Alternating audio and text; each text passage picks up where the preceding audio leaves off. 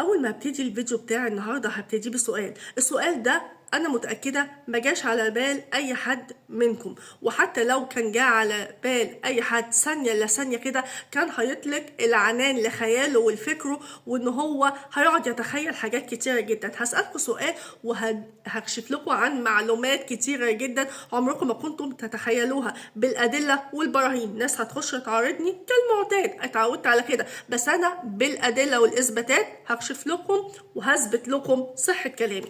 السؤال هو ايه هو شكل الجن والعفاريت؟ طبعا هتتصدموا من السؤال.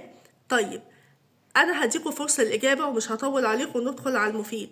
هعد لغايه 5. 1 2 3 4 5. مش عايزه اطول عليكم عشان انا عارفه ان انتوا كلكم هتجاوبوا اجابات غلط، وهكشف لكم عن الحقيقه كامله.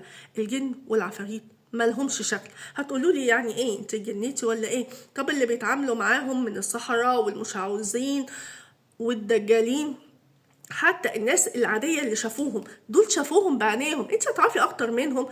يا جماعة انا هثبت لكم بالادلة ان الجن ملوش شكل. طيب اثبت لنا يا روشة، قولي وهاتي اللي عندك. يا جماعة الجن والعفاريت مخلوقين من نار، زي ما ذكر في القرآن الكريم من مارج من نار.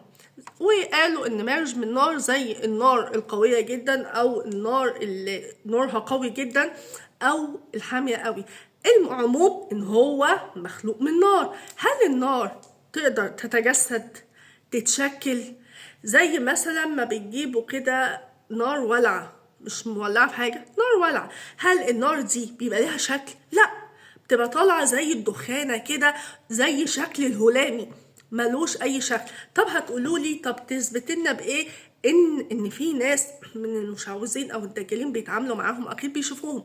يا جماعة هم اتحدى اي حد سواء دجال او ساحر او مشعوذ او روحانيين او اي حد ليه علاقة بيتعامل مع الجن والعفاريت ان هم يكونوا شافوهم او ليهم صورة وهم وصفوهم، بدليل ان ما طلعش ولا واحد طلع وصف الجن والعفاريت ابدا.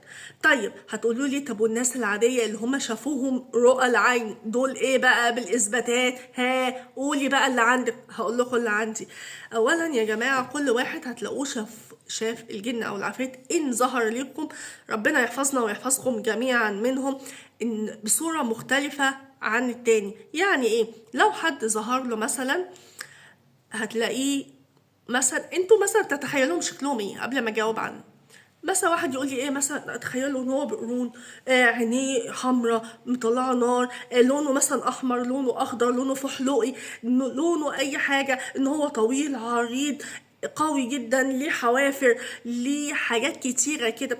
في ناس يقعدوا بقى يتخيلوا ويعملوا مثلا ليه اسنانه مرعبه وشكله مرعب. فطبعا كل واحد بيتخيل فكره عن التانية يعني مختلفة.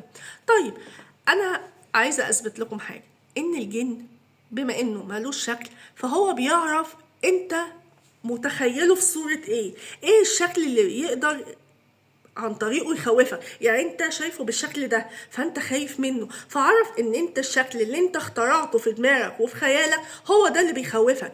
عشان كده لو ظهر لك او تجسد لك، ان هو بيظهر لك في الصورة اللي في دماغك انت واللي انت بخيالك اخترعتها ليه. عشان كده هو عارف ان الصورة دي هتخوفك اسفة، ولو ظهر لك بيها فعشان كده بيظهر لك بالصورة اللي انت حطيتها وهو مشى على نهجها. عشان كده ده اللي انا حبيت نظهره، ان الجن ملوش اي شكل. بس حبيت او يعني اوصل لكم المعلومه كده في فيديو خفيف، ومعلومه جديده وانا واثقه ان هي جديده، الناس كتير ما كانوش عارفين. واللي عنده معلومات تانية غير اللي انا بقولها يجي يتحداني ويقول لي معلوماتك يا روشة دي غلط، انت جبتيها منين؟ بس نقد بناء، تمام؟ عشان ايه؟ بلاش ايه يعني كل اللي داخل ضرب ضرب ضرب، مفيش شتيمه، لا في شتيمه في كل حاجه، بس النقد البناء اللي باحترام ده على راسي من فوق. تابعوني في فيديوهات قوية جدا جدا في قناتكم بيت الرعب. سلام.